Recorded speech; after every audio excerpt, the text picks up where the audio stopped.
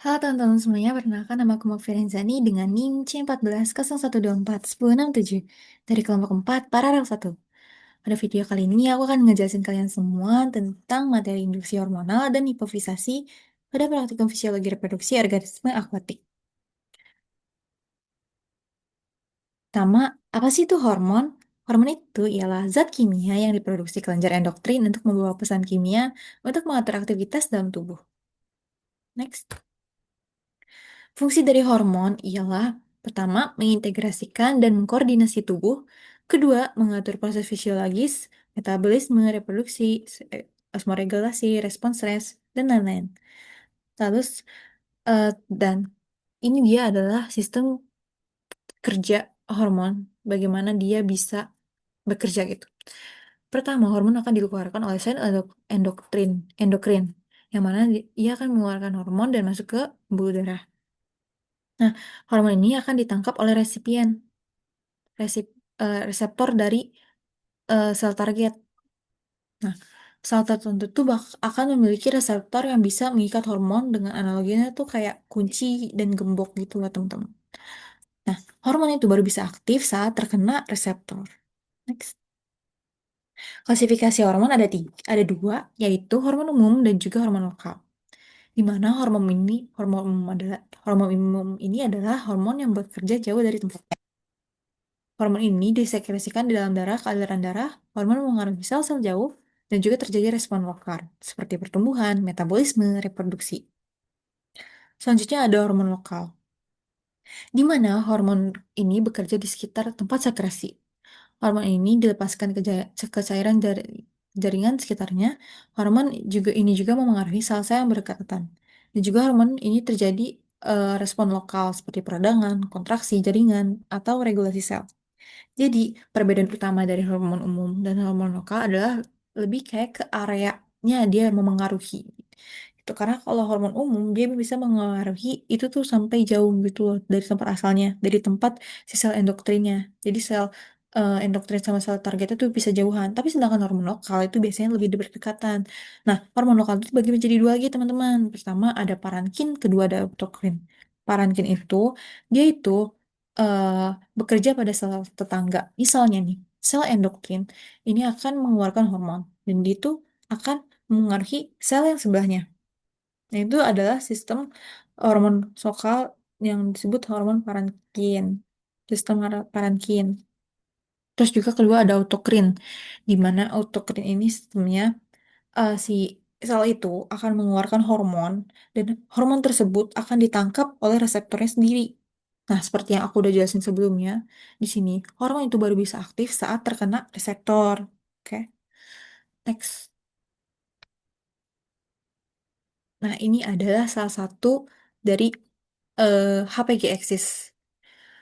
Hipotalamus, pituitari, dan gonad. Ini adalah hubungan dari mekanisme gimana si ikan bisa matang gonad gitu secara alamiah ya. Secara alamiah, enggak sih, lebih kayak ke sistemnya gitu. Nah, ini ada, pertama, ikan itu akan dirangsang otaknya. Tapi sebelum masuk ke otak, kita masuk ke mata dulu lah ya teman-teman. Karena kan ibaratnya ikan juga kan bisa mengetahui cuaca, mendapatkan informasi cuaca dan cahaya juga kan dari mata gitu. Nah, si sinyal ini akan masuk ke hipotalamus atau otak, di mana si otak ini bakal mengeluarkan eh apa namanya hormon GnRH, gonadotropin releasing hormone, untuk merangsang si pituitari atau kelenjar hipofisa ini supaya si hipofisa ini bisa merangsang si gonad. Jadi sistemnya tuh hipotalamus merangsang pituitari, pituitari merangsang gonad. Seperti itu. Mengeluarkan hormon yang bisa merangsang gitu. Nah, si pituitari ini akan mengeluarkan hormon FSH dan juga LH. FSH itu follicle stimulating hormone dan LH itu luteinizing hormone. FSH itu tuh buat merangsang pembentukan biasanya kalau di betina itu folikelnya. Jadi kayak rahimnya itu dinding-dindingnya. Nah, sedangkan kalau eh, di jantan tuh biasanya buat spermiasi. Itu teman-teman. Lanjutnya ke gonad. Di gonad ini barulah dibuat si sel telur atau sel sperma atau disebutnya sel gamet keduanya. Nah, bahannya itu dari kolesterol, dari cadangan energi yang ada di ini teman-teman di hati. Nah, si hati ini kan dia menyimpan banyak cadangan energi ya. Salah satunya termasuknya kolesterol. Nah, kolesterol ini akan diserap oleh akan dibuat menjadi sel gamet tersebut gitu lah teman-teman. Nah, si GN get nah si kalau LH ini itu tuh gunanya buat untuk merangsang pembuatan si hormon-hormon seperti testosteron gitu loh teman-teman. Jadinya testosteron ini bisa ada di gonad gitu karena untuk pembentukan si sel gametnya tuh. Hmm. Terus nanti ke lanjut ke induksi hormon. Induksi hormon itu apa sih? Induksi hormon itu teknik pemberian hormon di luar tubuh atau disuntik. Jadi ibaratnya kita merekayasa hormon yang ada di tubuh ikan dengan menginduksikannya atau memasukkannya. Tuh. Nah, tujuannya tuh apa sih? Tujuannya itu memperoleh gamet di luar musim pemijahan. Jadi, misalnya si ikan ini cuma bisa mijah di musim hujan. Tapi kan kalau kita lagi di musim kemarau, dia nggak bisa mijah dong berarti. Nah, dengan adanya induksi hormon ini, kita bisa rekayasa si ikannya ini mijah nih di musim panas ya. Padahal di mana nggak seharusnya dia mijah dong, karena kan dia di musim di hujan gitu. Lanjutnya kedua, ada memperoleh gamet lebih dini. Dengan adanya induksi hormonal ini, dia tuh bisa mempersingkat waktu dan mempercepat gitu. Ibaratnya kayak disuruh kerja rodi lah si organnya ini, bukan kayak biasanya gitu. Kayak misalnya yang tadi, proses dari si HPG axis ini. Jadi dari hipotalamus ke pituitari ke guana itu kan perlu waktu ya teman-teman, perlu waktu yang lama lah istilahnya, yang panjang juga, yang ribet gitu. Tapi dengan adanya induksi hormon ini, itu tuh bisa dirangsang lebih cepat gitu loh teman-teman. Karena kan dia misalnya eh, induksi hormonnya itu mengandung apa namanya mengandung GnRH, jadi kan dia nggak perlu lagi ada proses hipotalamus ini kan karena udah ada GnRH, jadi langsung aja langsung ke pituitari. Atau kalau misalnya eh, di hormon ini udah ada FSH atau LH, berarti otomatis gak usah ada nih proses ini karena udah kita persingkat gitu, udah ada gitu hormonnya. Sedangkan kalau hormon ini ada tuh karena ada proses ini sebelumnya ini, dan ini perlu waktu kan teman-teman. Jadi adanya induksi hormon ini bisa memperoleh gamet lebih dini karena kan udah kita rangsang duluan gitu. Terus ketiga adalah meningkatkan efisiensi. Efisiensi itu apa? Maksudnya itu dia tuh mempercepat proses rematurasi. Nah, proses rematurasi sama maturasi itu kan lama ya teman-teman. Seperti yang di sini juga dijelasin. Ini proses maturasi atau rematurasi juga bisa dibilang. Mulai dari hipotalamus ke pituitari ke guanat itu kan prosesnya untuk dia maturasi kan. Terus ada dan prediktabilitas. Prediktabilitas itu apa? Prediktabilitas itu jadi kita bisa tahu nih si ikannya ini bakal matang gonat tuh kapan karena kita udah induksi. Eh, Ibaratnya kita bisa tahu si ikan ini bakal matang gonat ya karena kita udah induksi dan itu udah pasti gitu. Nih, kalau di gambarnya ada dua contoh, itu ada intramuscular injection sama intraperitoneal injection.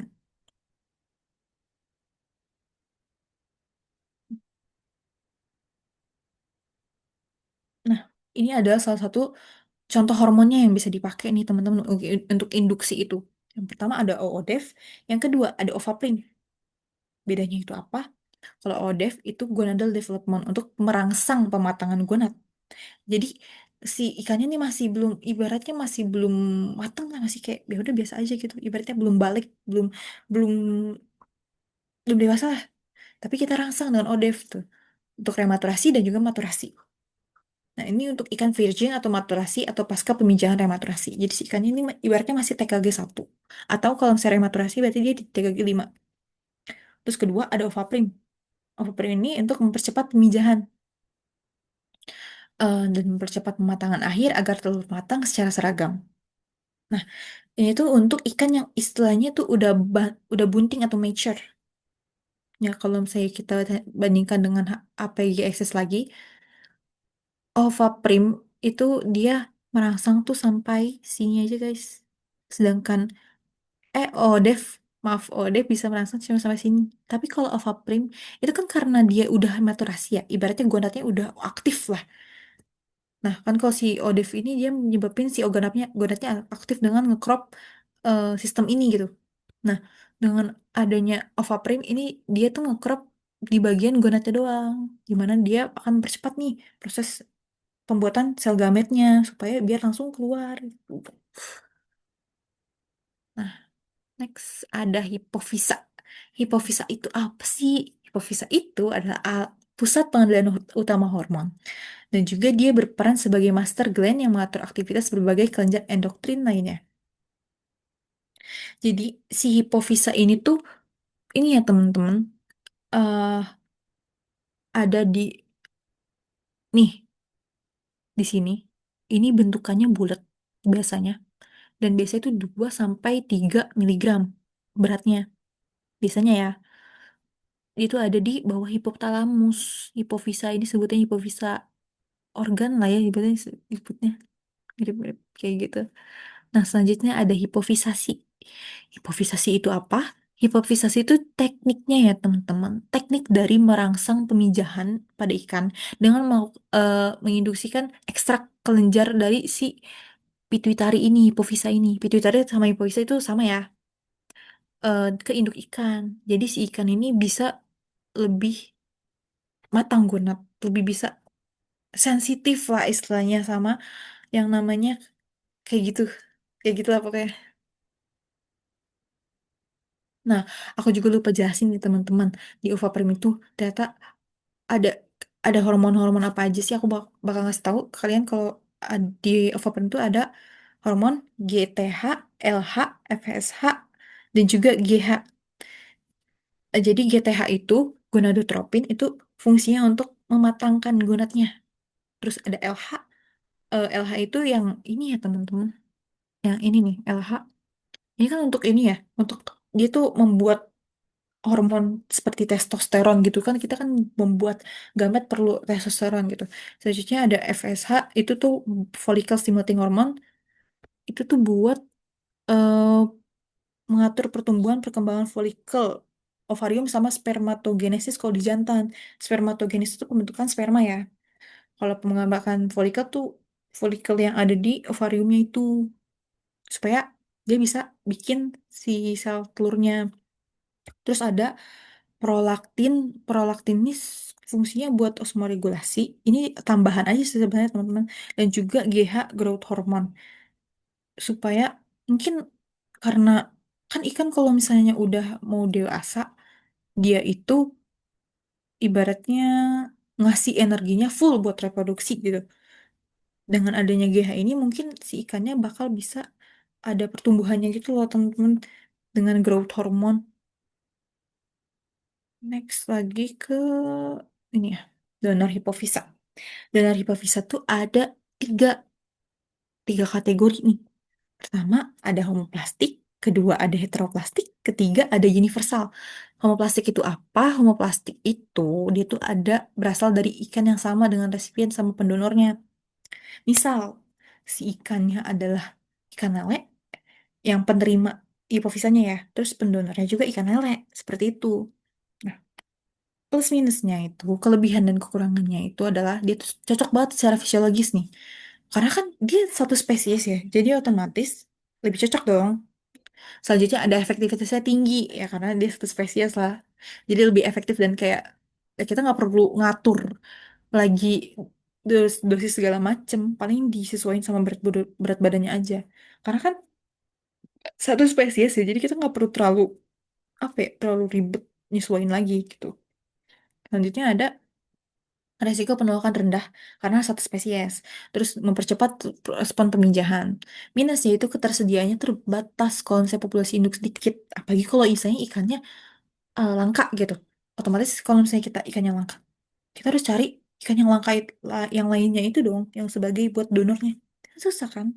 Tuh. Minusnya juga, dia tuh nggak fleksibel sama berbagai jenis. Ada beberapa yang emang nggak fleksibel juga. Terus selanjutnya ada heteroplastik.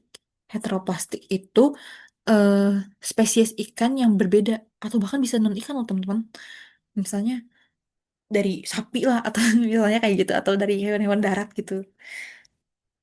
Nah, heteroplastik ini kelebihannya itu lebih mudah dibanding dengan spesies jenis langka. Terus juga dapat digunakan di atas spesies tertentu yang masih responsif. Minusnya, itu potensi efektivitasnya lebih rendah teman-teman, karena kan dia berbeda jenis kan, apalagi yang non ikan. Terus juga minusnya resiko ketidaksesuaian biologisnya, karena setiap organisme, apalagi punya spesies yang udah berbeda, itu sistemnya pasti udah berbeda juga kan, teman-teman.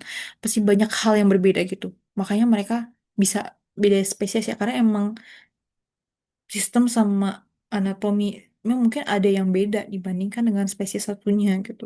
Dan juga ini tuh perlu uji coba terlebih dahulu karena kan kita harus memperkirakan kayak si misalnya kita donor dari sapi ke ikan gitu kan tuh perlu penyesuaian lagi kan.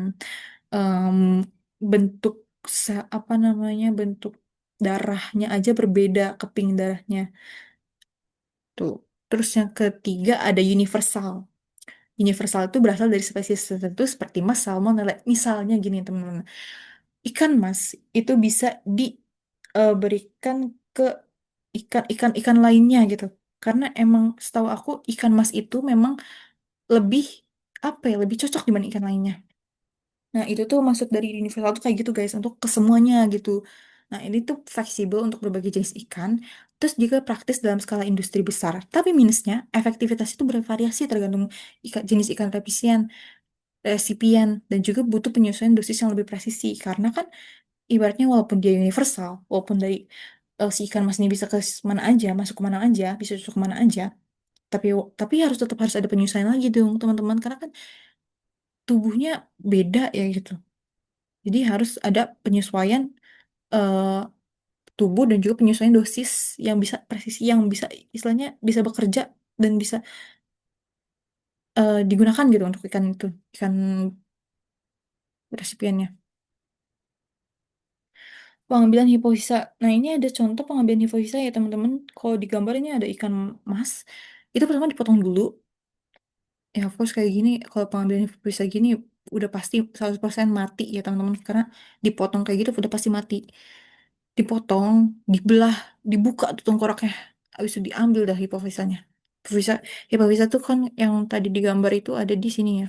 Berarti otomatis dia dibelah, seret, terus dipotong tengkoraknya, terus diambil gitu. Serem ya teman-teman. Terus selanjutnya ada titik induksi. Titik induksi ini yang pertama contohnya dalam intramuskular, ke dalam otot. Nah, suntik ini di bagian pangkal ekor atau punggung nih, seperti digambar kayak di sini ya. Plusnya itu tuh penyerapan hormon itu cepet, terus mudah dilakukan, terus cocok untuk ikan besar sama sedang. Tapi minusnya dia tuh adanya rusak jaringan otot kalau teknik tidak tepat. Apalagi kalau misalnya kita nggak tahu tekniknya kayak gimana, kita masih baru pertama kali, otomatis si jaringan ototnya bakal rusak dong. Dan itu kan kasihan ya ikannya teman-teman bakal ngerasa sakit. Ibaratnya kalau misalnya jaringan otot kita rusak aja pasti sakit dong. Nah minusnya juga dia itu tuh nggak efektif buat ikan kecil. Karena ikan kecil kan jaringan ototnya pasti lebih dikit dan lebih kecil juga kan. Takutnya malah kayak kasihan juga guys kalau misalnya ototnya itu pada rusak gitu jaringan-jaringannya. Next ada intraperitoneal peritoneal itu di dalam perut. Ini tuh suntik ke rongga perut nih teman-teman nih kalau dicontoh seperti ini ya di sini. Nah, itu efektif berbagai jenis ukuran ikan. Terus juga resiko kerusakan jaringan ototnya lebih kecil, tapi itu resiko melukai organ dalam jika teknik tidak tepat ya. Kalau teknik tidak tepat ya teman-teman, kalian juga boleh melakukan ini, tapi harus melakukannya dengan teknik yang tepat ya. Terus minusnya juga reaksi lebih lambat. Kenapa reaksinya bisa lebih lambat? Karena gini teman-teman, hormon itu biar bisa aktif saat dia itu terkena rangsangan ke otak. Otomatis kalau dari perut dia harus jalan dulu dong ke kepala. Dan itu butuh waktu.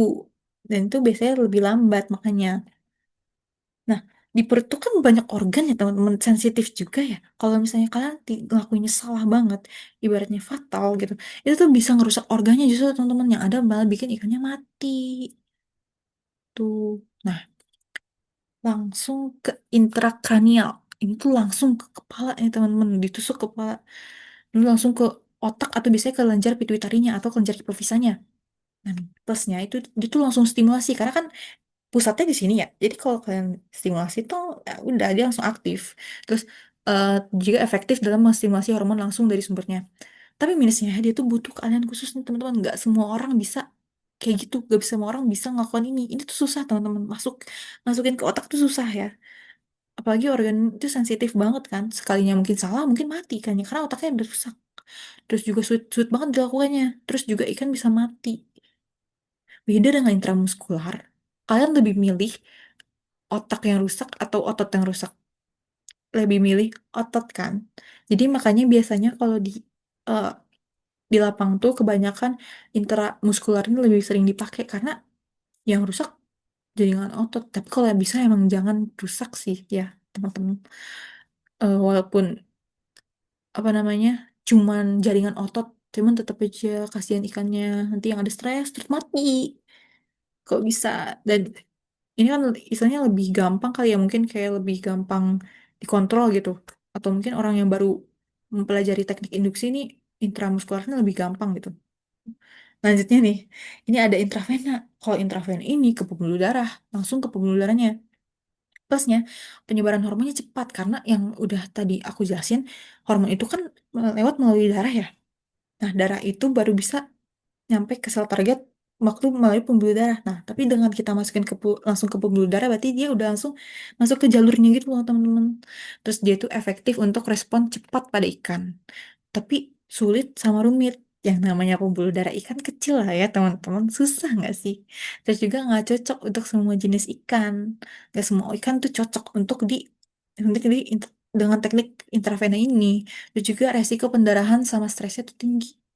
Apalagi kalau misalnya kalian misalnya nyuntiknya tuh dari sini ke sana ke bawah otomatis bolong dong itunya yang ada pendarahan yang ada harusnya tuh kalian nyuntiknya cuma satu arah misalnya ke sini dari tuh baru disuntik bedanya dengan intramuskular kalau muskular tuh di ototnya sih nanti si ototnya nih baru di hormonnya tuh baru masuk ke darah baru masuk ke kepala gitu tapi tetap aja ya teman-teman dari keempat teknik itu, titik itu yang paling banyak dilakukan adalah yang muskular karena lebih aman gitu teman-teman karena dan mungkin lebih mudah lah istilahnya karena overall ini agak susah dan resikonya tinggi gitu. Nih selanjutnya ada ini tuh ibaratnya opsi lain kalau kalian nggak mau dan nggak berani untuk menginduksi dengan suntik-suntik itu dan kerasa kasihan gitu. Ini tuh ada oral, itu tuh hormon dimasukin ke pakan atau kapsul ke mulut ikan. Jadi dikasihnya lewat pakan gitu. Dia tuh kelebihannya praktis, gak menyebabkan stres pada ikan, terus juga cocok untuk memberikan massal, tapi dosisnya tuh sulit dikontrol teman-teman secara presisi supaya biar biar dia tuh aktif gitu. Kita tuh nggak tahu kan kayak misalnya di di dalam tubuhnya bakal ada terjadi reaksi kimia-kimia seperti apa yang bisa merusak gitu. Nih, efektivitas rendah, hormon juga bisa rusak di saluran pencernaan seperti yang tadi aku bilang. Hormon tuh kan sensitif ya teman-teman.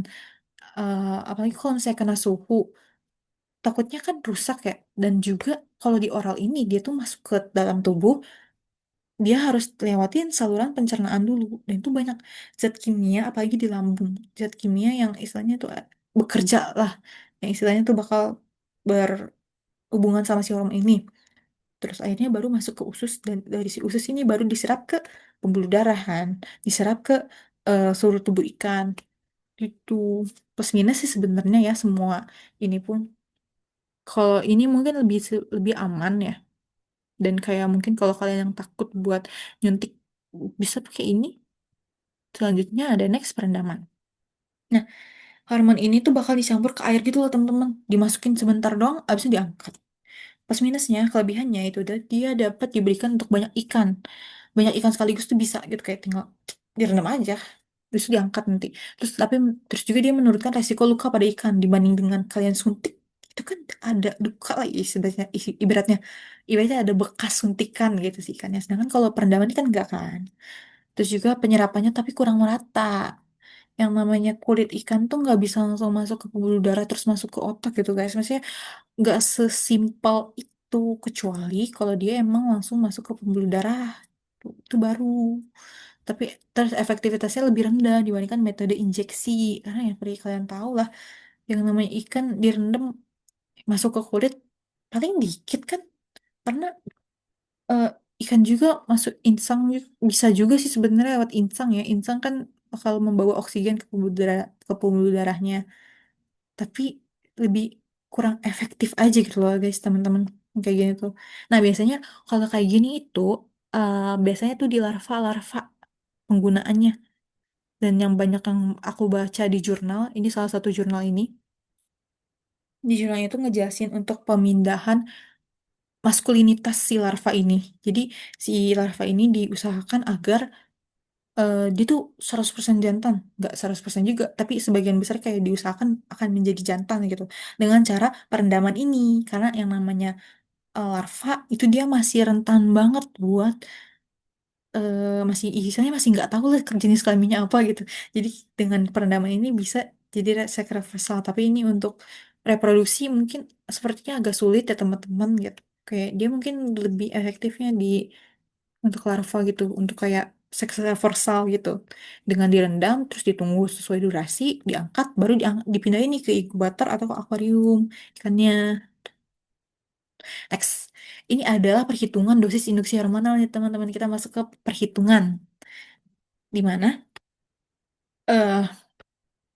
lele, ikan mas atau patin ini maksudnya itu ini ya teman-teman untuk ova prim. Untuk ova prim ini tuh 0,5 mili per kilogram. Jadi 1 kilogram si lele itu dikasihnya 0,5 mili ova prim. Sama yang lain juga mas 0,6, patin 0,7 miligram mili per kilogram. Nah, untuk pengenceran ova prim ini kita perlu larutan fisiologis nih teman-teman. Kenapa sih perlu?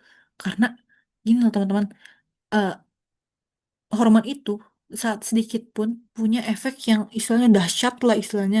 Kalau kalian nggak encerin, yang ada bahaya istilahnya, yang ada nggak bagus. Jadi kita harus mengencerin dulu dengan larutan fisiologis. Perbandingannya 1 mili, misalnya 1 mili ovaprim itu adalah berarti 3 mili si larutan fisiologisnya. Nah, selanjutnya ada hipofisa. Hipofisa itu perbandingan antara ikan resipien sama berat badan pendonor. Misalnya kita punya ikan mas, beratnya 1 kilo. Berarti kita harus cari pendonor ikan mas, misalnya 1,5 kilo lebih besar daripada dia. Karena kan, kenapa lebih besar? Karena kan dia pakainya ekstraksi ya, teman-teman. Jadi harus lebih besar. Terus ada contoh perhitungan overprint nih teman-teman nih. Seperti yang tadi aku sebut, misalnya ikan punya berat 5 gram, 5 kilogram. Kan dosis overprint itu kan, eh, ini maksudnya contohnya ikan mas ya teman-teman. Aku lupa nulis. Di sini maksudnya ikan mas, tapi kan kalau misalnya ikan patin sama ikan lele pasti beda kan. Nah ini aku pakai contoh ikan mas. 5 kilogram terus dikasih ovaprimnya, dosis ovaprimnya kan per 0,6 mili per kilogram. Terus pengencerannya 1 banding 3. Nah, si 5 kilogram ini dikali dengan dosis ovaprimnya. Ya itu kita bisa tahu nih, kita butuh berapa sih, berapa mili ovaprimnya. Terus akhirnya kita masukin lagi ke pengenceran. Berarti kalau misalnya ini perbandingan ovaprim, berarti untuk perbandingan larutan fisiologisnya kan 1 banding 3. Berarti 3 dikali 3, 9. Akhirnya kita dapat nih 3 mili ovaprim, 9 mili larvis, dan juga total suntikannya ada di 12 mili. Terus next ada di perhitungan untuk hipofisa, untuk donor hipofisa. Nah, misalnya bobot ikannya 1,2 kilogram. Terus berat donor yang dibutuhkan berarti kan lebih besar ya, seperti yang tadi aku udah kasih tahu. Ini perbandingannya. Berarti 1,2 dikali 1,5 sama dengan 1,8 kilogram ikan donor. Nah, jadi satu satu ekor donor, misalnya satu ekor donor itu berbobot 0,6. Misalnya kita punya ikan mas yang saat ini 1,2, dia butuhnya pendonornya itu 1,8 kilogram, tapi kita nggak tahu nih ekornya berapa.